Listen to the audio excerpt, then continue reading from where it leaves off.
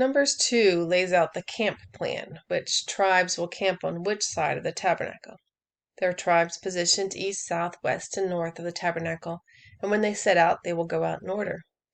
I can appreciate the orderliness and organization. Moving out 2 million people could use a plan. I'm sure there are treasures in there about how they are placed, but I haven't discovered those yet.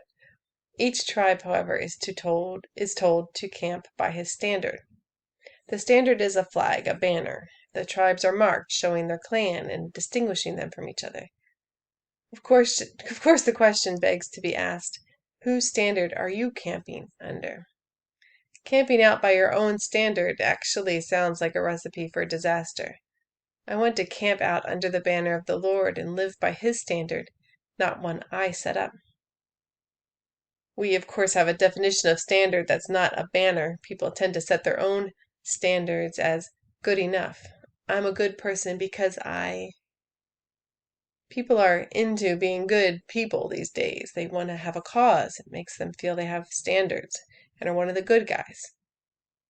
But God's standard is perfection, holiness, being given over to Him completely.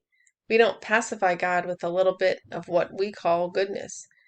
Being God's child is all or nothing. You're in or out. You're His child or you aren't.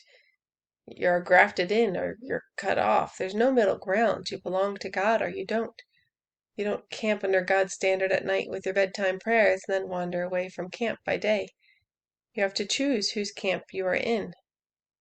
There should be nothing hard about the choice. We camp under the banner of love, power, glory, justice, righteousness, faithfulness, protection, blessing. Or we can create our own patchwork standard, taking the parts we like and adding on some others we like better and ending up with a poor imitation that will never and cannot possibly ever meet God's standard. You're in your own camp. The blessing is being on God's side. I want to camp under His standard because His banner over me is love.